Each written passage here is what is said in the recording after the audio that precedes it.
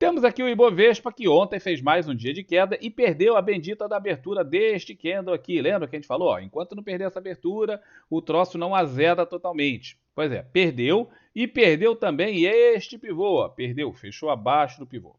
Em teoria, assim como foi aqui, a tendência estava malograda. Tá? Assim como foi aqui, essa tendência deveria ser malograda. Só que aqui o mercado reagiu de uma forma diferente. Subiu. Pois, aqui, em teoria, a mesma coisa. Perdeu a abertura, perdeu esse fundo, em teoria essa tendência está malograda. Essa tendência montada aqui está malograda. Pois é, essa é a teoria. Se o mercado vai fazer ou não vai fazer, a gente não tem exatamente como saber. Observe que o gancho na média foi aqui no candle 34. Esse aqui foi um gancho na média. A média já tinha virado. Eu sei que é curtinho, mas é um gancho na média. Eu normalmente não opero um segundo gancho na média. Até retornos na média a gente opera. Tal. Ontem até fiz a operação aqui, mas não pelo setup de gancho na média, que é um setup que eu vivo falando para vocês, que diga-se de passagem, da minha simpática criação. Tá? Não é o nome, não só o nome, porque esses nomes aí o povo fica inventando os negócios para enganar trouxa para poder vender curso com nome novo. Não é isso, mas a forma de operar é da minha simpática criação. Então eu opero no primeiro, no segundo não. Tá? Mas retornos à média são operáveis. Tem duas formas de você operar retorno à média. Ou operar direto quando encosta na média. Olha aqui a pressão compradora que apareceu quando chegou na média do diário. Muita gente também vê o mercado dessa forma. E compra porque o preço da média, o preço que está junto à média, é o preço justo para o curto prazo. Assim como a média de 200 representa o preço justo gráfico para um ativo, para quem opera para longo prazo, para quem opera para curto prazo, o encostar na média de 20, o estar junto da média de 20, não exatamente encostar, mais próximo, na sua região, é o preço justo para o curto prazo. Para quem vai fazer swing trade, esse aqui é o preço mais ideal. Certo?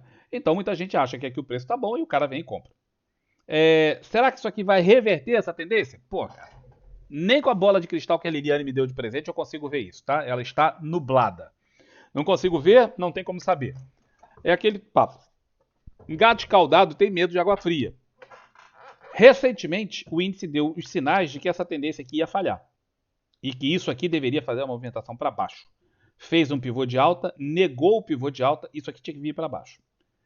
Esse aqui não é exatamente uma reprodução disso. Por quê? Porque aqui o fundo ficou, cara. Observa que houve fechamento abaixo do anterior. Mas esse fechamento foi dentro dessas sombras. Então fica um pouco nebuloso se esse fechamento foi abaixo do anterior ou no nível, porque depende do critério que você usa. Se você usa o critério de fechamento abaixo dos fechamentos anteriores, aqui fechou abaixo. Se você usa o critério de a sombra ir abaixo daquela ali, já não fica mais. Vou botar aqui o gráfico de linha para você ver como isso aqui. Observa que aqui, ó, tem um fechamento abaixo daquele, mas não tem a sombra abaixo daquela. Agora eu vou botar o gráfico de linha.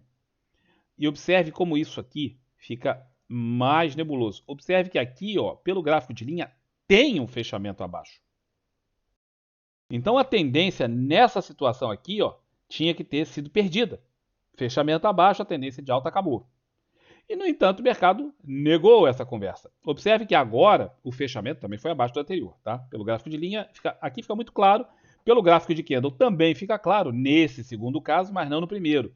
E quando você modifica a forma de olhar o mercado, e você pode falar assim, mas ninguém usa gráfico de linha. Você está equivocado, tá bem? Você está equivocado ao pensar que ninguém usa o gráfico de linha. Tá? Assim como você está equivocado ao achar que ninguém usa esse gráfico aqui, ó. Esse é o gráfico mais utilizado no mercado.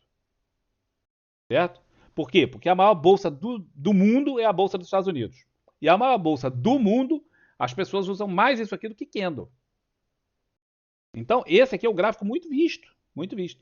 E quando você olha por esse gráfico aqui, você observa que dessa forma também fica uma coisa. Ó, o fechamento está aqui nessa travezinha horizontal, está abaixo do anterior. Porém, a sombra fica dentro daquela. Então, esse cenário anterior é um pouco nebuloso. Caramba, se eu conseguir que o Profit me deixe voltar, beleza. Então, o cenário anterior é um pouco nebuloso, mas o cenário atual não. Tá? O cenário atual não. Definitivamente fechou abaixo da abertura do candle de força e fechou abaixo também da mínima do pivô anterior. Logo, também como aqui, isso aqui sugere que a tendência malogrou. Pois é. Só que aqui o mercado teve força para subir. Será que vai ter de novo agora? Não sei. Mas nós temos na tela um canal de alta. Esse canal de alta, que podia ser traçado dessa forma, ou você podia trabalhar isso aqui como uma congestão. Eu mostrei também durante vários dias que havia duas formas de encarar o mercado nessa situação. Tá? As duas formas eram e são corretas, não eram só antes, continuam sendo corretas. E essas duas formas de operar estavam aqui, ó, nessa região. Tá? Então o cara poderia operar isso aqui, mais ou menos assim. Não, não era isso aqui. Desculpa. É aqui. O cara poderia operar isso dessa forma. Tinha toque embaixo, toque embaixo, toque em cima, toque embaixo, toque em cima, aciona a venda, porque sendo isso aqui uma congestão, o cara quer operar a vender topo para comprar aqui embaixo.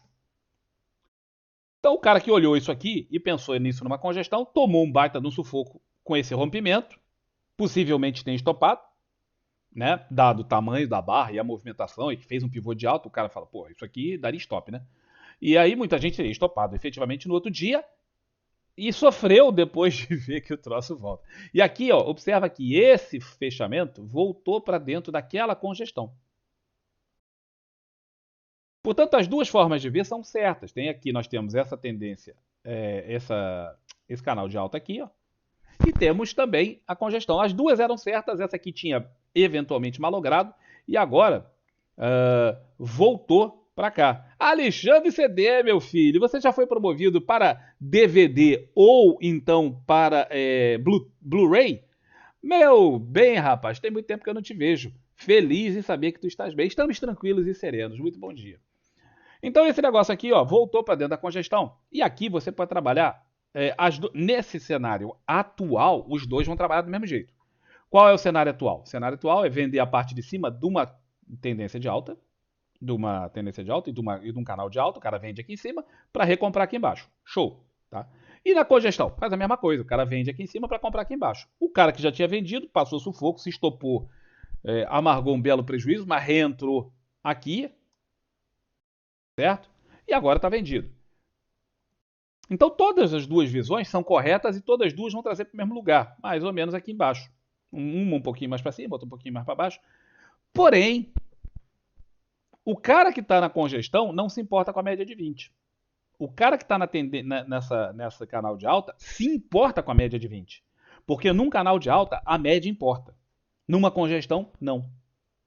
Embora sejam muito parecidas as formas de operar, a forma como você vai encarar o mercado vai ser diferente. E aí? Qual a resposta? Não tem resposta. Não tem resposta porque os dois estão certos. Então não tem uma resposta correta para isso aqui. O que eu fiz? Aí aquele negócio. Tá, tudo muito bom, tudo muito bem. O que você fez? O que eu fiz? Ontem eu fiz uma operação, algumas operações em BOVA11 em opções. Aí você fala, Campos, por que você fez em opções, Campos? Por que você não fez em BOVA11? Ponto número 1, BOVA11 é cara para burro, né? BOVA11 é bastante caro. Embora você possa trabalhar de uma em uma, e você pode, porque é um ETF, então eu poderia fazer, por exemplo, a compra de um ETF de BOVA11. Beleza. Poderia fazer. Mesmo assim, são R$119. Peraí. Deixa eu botar aqui. R$125. Tá? Isso aqui é BOVA11, já não está mais no índice. BOVA11 tem os gaps, o índice não tem gap, mas a BOVA tem. Então o cara, por exemplo, que tinha feito a venda aqui, ó, por conta da congestão, teve o gap, o cara se ferrou, mas ele fala, se superar o fechamento eu vendo. O cara aproxima o stop para cá, vendido, né? O cara aproxima o stop dele para cá e não foi acionado e o cara está no trade. E aí ele não acionou. Se o cara ficou apavorado, saiu aqui em cima. Mas então, voltando aqui na BOVA11. O cara, eu poderia ter operado BOVA11, mas a 125 mangos por ETF é caro. Eu gosto de operar um certo número de ETFs ou um certo valor financeiro e aí acaba ficando mesmo muito caro operar nisso. Então o que eu fiz? Fiz operações em opções. O que eu fiz? Eu montei operações estruturadas para subida. Eu vendi puts aqui embaixo. Por que eu vendi puts aqui embaixo o mais curto que eu consegui? Porque eu quero, se cair até aqui, é um preço que eu consideraria seriamente, ó, dado que essa é uma região de suporte, eu pensaria seriamente em comprar a BOVA11 e poderia ficar comprado com ela. Observem que BOVA11 já inclui no seu cálculo os dividendos. Das 90 ações, mais ou menos 90, tá? Isso oscila de fase para fase, que compõem o índice Bovespa, a ETF BOVA11 simula isso.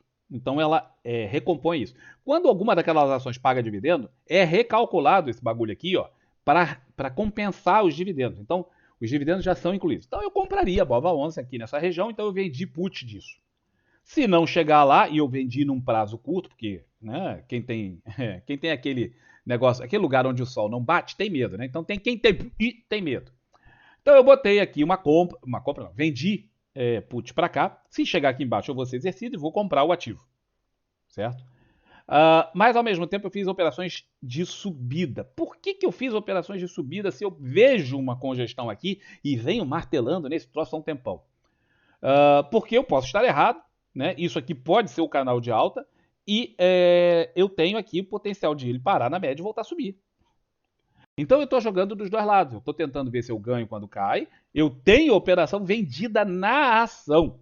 Não, na ação, é na ETF, né? Eu tenho operação vendida na ETF, BOVA11. Então por aqui eu estou até ganhando um dinheirinho. Não é muita coisa porque eu não vendi bem.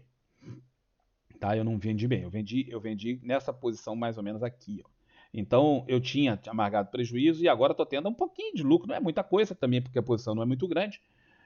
Então eu tenho uma posição em BOVA11 vendido na ETF. Eu tenho operação de put vendida aqui embaixo e eu tenho operação em opções para comprar. Se isso aqui reverter, eu tenho operações também. Então é para isso, cara, que você tem que aprender essas coisas. Você tem que aprender a operar vendido, você tem que aprender a operar em opções, porque o mercado ele é muito mais vasto e complexo do que aquilo que a gente acha. E as pessoas ficam achando que o mundo das ações é só você comprar a ação e esperar subir, comprar a ação e esperar subir. Numa dessa, o cara encara um momento como esse aqui, ó, em que o mercado caiu durante 5 anos, 5 anos, e o cara se arrebenta. Certo? Então você tem que saber operar para os dois lados. Small caps, que vinha numa tendência de baixa, a gente falou sobre. Eu não vou mexer aqui nesse triângulo aqui, porque ele está marcando o alvo do pivô aqui por projeção. Então aqui tinha uma tendência de baixa, isso foi rompido, a gente já falou várias vezes sobre isso quando aconteceu aqui. Aqui fez isso, esse movimento, rompeu a linha de tendência de baixa, acabou a linha de tendência de baixa, mas não tinha uma tendência de alta até formar este candle. Agora formou, nós temos um pivô de alta clássico, né? Vários fechamentos acima da média de 20, que já está inclinando para cima. Observe que perto da média de 200 e junto das médias, todas elas estão muito emboladinhas aqui, houve entrada de pressão compradora, o small caps caiu bem menos do que o Ibovespa segue sendo pressionado muito por conta daquela conversaiada da influência do governo, talvez, na Vale. Estão tentando emplacar um presidente na Vale. E estão, de novo, mexendo com a Petrobras.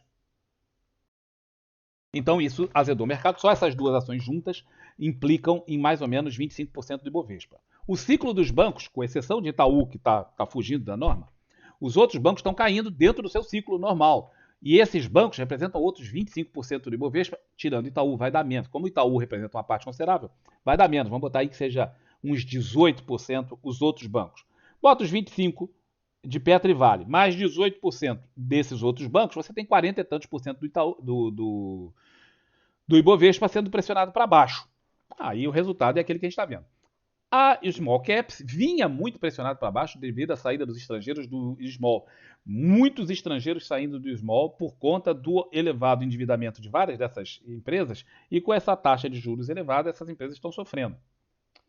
De qualquer forma, temos aqui um gift. E isso é um gift. Candle de ignição altista, tal, formação do pivô de alta, faz a formação, começa a cair, a primeira superação de máxima vai dar ensejo à compra, porque isso agora é uma tendência de alta, tem um gift, superando, o cara compra. Vamos ver se acontece isso. WSP Fut não está nem aí para toda essa conversaiada, tudo isso é conversa Brasilis, e conversa Brasilis não interessa para os estrangeiros, né, como dizia o Mussum. O troço só sobe, né, velho? Só sobe. Faz uma correção e sobe, faz correção e sobe, faz correção e sobe. Tá, o troço só sobe, tá lá fora tá batendo máxima histórica toda hora, aqui dentro já bateu máxima histórica também, e volta a chegar na média isso aqui, ó, era uma bandeira de baixa, dentro de uma tendência de alta, deu entrada ontem. Ó, quem é tradicionalista em análise gráfica comprou aqui ontem, ou o cara comprou na média de 9, mais ousado, muito mais arriscado, ou o cara comprou aqui dessa superação, por conta de análise técnica clássica, né? Tendência de alta, clara, corrige, quando supera uma máxima você compra. Certo? E superou com volume. Observa que o ativo vinha corrigindo aqui e na superação volume bom. Então tudo aquilo indica a manutenção disso para cima, tá? O pessoal que está aí no WSP Fut tem toda a cara de continuar subindo e tal. Pelo menos graficamente falando, é aquele negócio, a gente pode sempre se surpreender num dia com o aparecimento de um candle horroroso para baixo. Mas, graficamente falando, não tem nenhuma previsão disso. Isso aqui tem tudo para continuar subindo.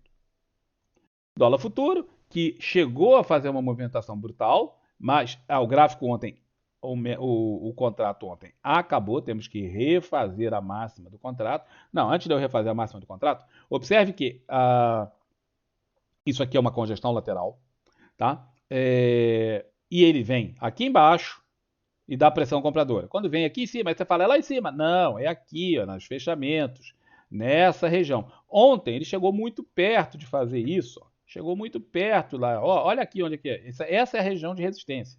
Aqui, nesses fechamentos todos aqui. Chegou muito perto, pressão vendedora brutal. E tá aqui o resultado, um candle que, diga-se de passagem, é bastante vendedor. Mas você fala assim, porra, Campos, mas você vai vender esse candle com esse volume no meio disso? Cara, isso tá numa congestão, tá confuso. É ruim de operar swing trade. Não operem swing trade no dólar, tá muito difícil. Não façam. Vão se machucar. Para day trade o troço está funcionando bem, mas é aquele negócio. Day trade tem a alavancagem muito brutal e que eu fortemente recomendo que vocês não mexam com day trade no dólar se vocês não forem pessoas muito experientes de mercado, porque vocês vão se machucar. Depois não digam que ninguém avisou, tá? E alguém perguntou, aproveitando isso, alguém perguntou um tempo atrás, eu não lembro quem foi, que ele nunca, desde que ele está no mercado, ele não deve ter muito tempo, ele nunca viu uma intervenção do Banco Central. E aí? O que acontece na hora que, se você está num day trade e tem uma intervenção do Banco Central, cara? Primeiro você chora. A primeira coisa que você faz é chora e tenta que as lágrimas não embaçem a sua visão do gráfico para você poder continuar fazendo as coisas. Então, ponto número 1. É dureza. Quando o Banco Central resolve intervir, e se ele fizer uma intervenção, aguarde, porque deverá haver outras nos próximos dias. Então, a hora de você ficar meio assim, né? Ressabiado. Segundo, coloque, deixa eu tirar aqui o gráfico para ver como é que está esse informativo aqui. Ah, beleza, tá bom. Eu tô no dólar futuro, não ia ter nada aqui mesmo. Tá, de qualquer forma, eu tô no simulador, também não ia aparecer. Mas como você bota aqui em cima, ó, aqui tem um negócio chamado stop offset. Ajeite esse stop offset aqui, cara, porque numa intervenção do Banco Central, 15 pontos pode ser pouco. Aí você fala, pô, mas eu ia sair num determinado ponto e vou sair 15 pontos depois, até 15 pontos depois. Meu irmão, você quer sair. Você quer sair. Tá? Você, na hora que der uma movimentação dessa, e chegou perto do seu stop, você simplesmente quer sair. A cagada já está feita. Então agora é sair do jeito que der, porque depois de uma intervenção, muitas vezes o troço dá uma descacetada para tudo quanto é lado e você fica muito, mas muito exposto no mercado numa volatilidade violenta. Então, bote um stop offset grande e torça para que durante esse negócio ele seja suficiente. Se não for, rapaz, a machucada é violenta. Vai por mim, você tem 400 vezes de alavancagem no day trade do dólar e quando isso acontece, o cara se machuca violentamente e eu já me machuquei algumas vezes. Teve um tempo que eu fiquei sem operar dólar justamente por conta dessa machucada que eu tomei. Foi uma paulada tão grande que eu fiquei um tempão sem operar dólar. Tá? Bom, Petro, que vinha fazendo sua movimentação de zigue-zague ascendente, total, muito boa, tal, excelente, maravilhosa, como o WSP Fut vem fazendo, repetindo máximas históricas, e eu falei, ó, uma hora pode aparecer um troço desse. Você nunca sabe quando vai aparecer um troço desse. Por isso, aprendam a fazer hedge, aprendam a fazer controle de risco. Hedge é o custo do negócio. Você, toda vez que você está fazendo um negócio, que você tem, sei lá, não vou falar da padaria, que eu sempre falo de padaria, o Betucci já está até pegando no meu pé, pô. Você tem um botequim. E aí você fala, porra, a conta de luz está muito cara, vou desligar os freezers. Pronto, acabou, cagou. Aí a sua cerveja vai ficar toda choca, vai ficar aquela coisa horrorosa. Tal. Por quê? Porque você não aceita o custo do negócio. A eletricidade é um custo do negócio do boteco, velho. Não tem como. Tá? Se você tentar economizar no custo do negócio, você vai estragar o seu negócio. RED é custo do negócio. Entendam e aceitem isso. E vocês não vão sofrer nesses momentos. Por exemplo, eu estou super mega tranquilo com Petrobras. Por quê? Eu tenho Primeiro, a minha posição é gratuita. Eu estou acumulando ações há um tempão de graça. Independente disso, é de graça, mas eu não quero perder dinheiro. Né? Afinal de contas, eu tinha um ativo que estava custando quase R$ 43 e agora está custando 40. Isso aí dá uns 8% de queda. Né? Daqui, da máxima, até aqui, chegou a cair quase 8%. Eu não estou afim de perder esse dinheiro. Portanto, eu tenho hedge. Ah, mas você perde dinheiro no hedge. Quanto que você perde no hedge? Se você souber montar 2%, 1%, se for total, 2%, tal, beleza, perdeu menos do que aqui. E tá feito. Então, é um custo do negócio, velho. É um custo do negócio. Bom, Petro, então, independente do negócio, a gente já tinha sinalizado que estava perdendo força, a gente falou nisso várias vezes. Ó, aqui sinalizava perda de força relativa, o índice tinha subido forte nesse dia, foi o dia que ele fez aquele candle grandão de alta, e a Petro não tinha feito. Então a gente já tinha sinalizado aqui. Isso aqui, cara, já podia ser os tais insiders simpáticos que estão fazendo aí algumas operações totalmente legais. Acredite, não existe insider. Vocês são maldosos. Vocês são pessoas vis. Vocês são pessoas de coração ruim que ficam achando que tem gente que sabe dessas coisas. Vocês ficam achando que tem gente que faz operações em opções para faturar com a notícia que vão dar depois. Vocês são pessoas muito ruins, gente. Como é que vocês podem achar que a humanidade é essa coisa cruel, horrorosa, nojenta? Não, de jeito nenhum. Alô, CVM, processa esses caras, CVM, que ficam achando que existe insider. Não existe insider. Claro que não. Mas por uma enorme coincidência, gigantesca, o cara fez uma operação brutal, cara, em opções aqui, inclusive em algumas exóticas, tá? Opções comuns e exóticas para o cara faturar nessa queda. Opções exóticas, se vocês não sabem, elas primeiro são muito mais difíceis de operar do que as opções vanilla, que são as comuns, as que você encontra aí no OpLab ou no Profit, aquelas opções que chamam vanilla. Tá? As opções exóticas elas são feitas sob medida para você, você tem que ligar para a mesa e programar aquilo tal e fazer lá. Mas opções exóticas elas são muito mais baratas, mas muito mais baratas. Então se você tem uma opção comum, né, para um strike qualquer e essa opção custa R$ 1, se você botar uma opção knock-in, por exemplo, que é um tipo de opção exótica, existem muitos, você poderá encontrar essa opção por 15 centavos. É muito mais barato, 70, 80, 90% mais barato, dependendo do que você esteja montando. Tá? Porque pode ser no mesmo strike, mas o troço pode ser assim. Existem várias formas de fazer, tá? Opções exóticas existem assim, são literalmente exóticas, existem muitas. E aí o cara pode montar bem baratinho. Logo, se ele está montando baratinho, mas ele tem certeza do que vai acontecer no outro dia. Por quê? Porque ele tem uma bola de cristal melhor que a Liliane. A Liliane me deu uma bola de cristal vagabunda que não funciona, porra, Lili. Tu me deu uma bola de cristal que não funciona, Liliane. Que sacanagem, velho. Eu não consegui montar essa operação em puts exóticas de Petrobras. Por quê? Porque a bola que tu me deu não funciona, velho. Ah, que sacanagem, tá? Mas, poxa, tudo dentro da lei, tudo legal, e o cara faturou algumas dezenas de milhões de reais aqui. Independente dessa pessoa iluminada por Deus e que teve esse insight sensacional, por que ele teve esse insight? Por causa dessa perda relativa aqui, ó, de força. Pensa, você vê uma perda relativa dessa e você faz uma operação de milhares de reais, que podem te dar milhões de reais, graças à alavancagem. Claro, é nítido. Ele, por exemplo, ele não tinha feito aqui, ele não tinha feito aqui, ele não tinha feito aqui, mas aqui ele fez.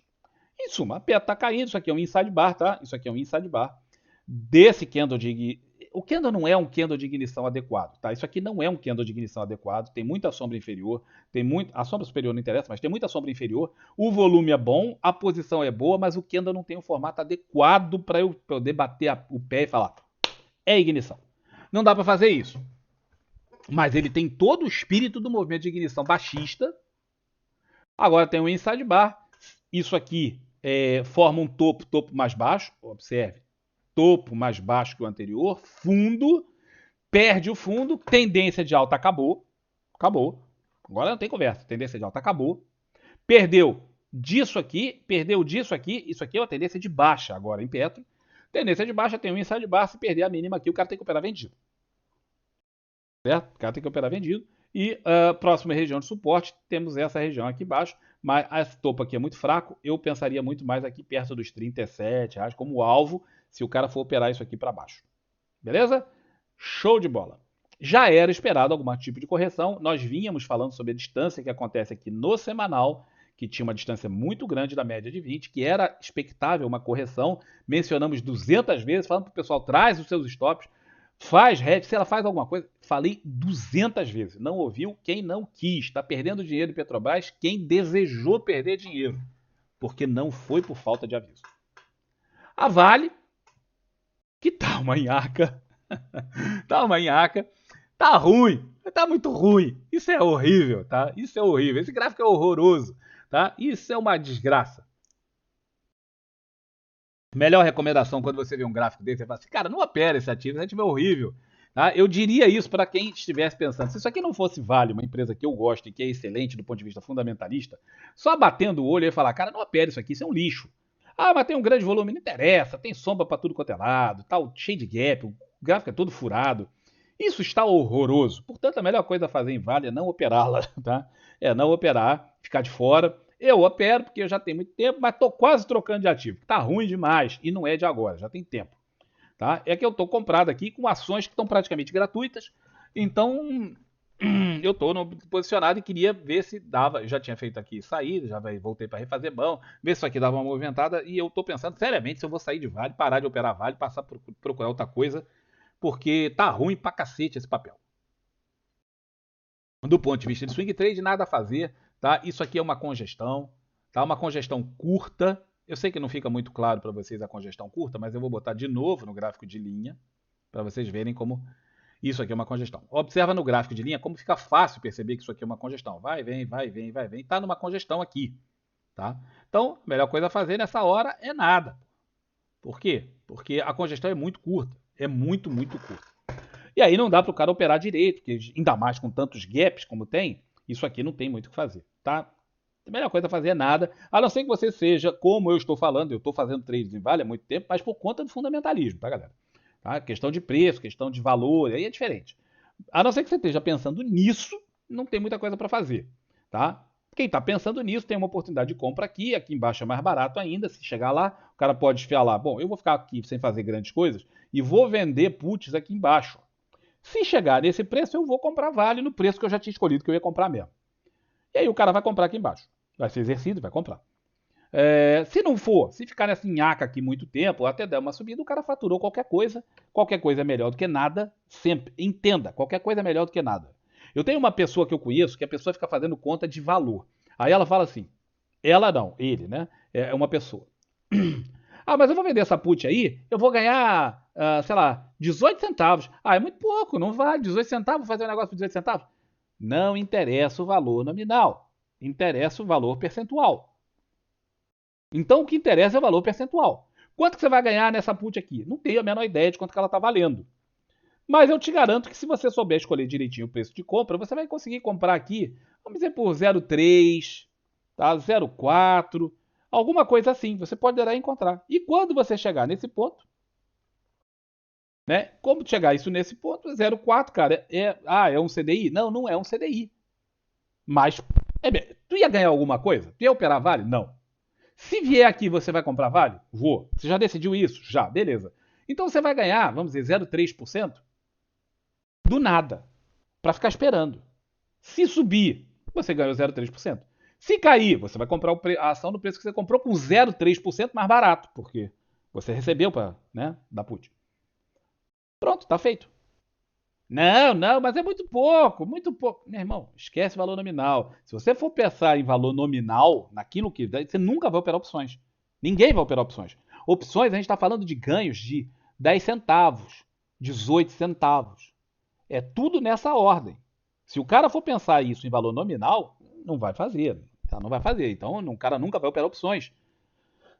Mas opções são um excelente instrumento para o cidadão operar no mercado. Bom, beleza, já falei pra cacete.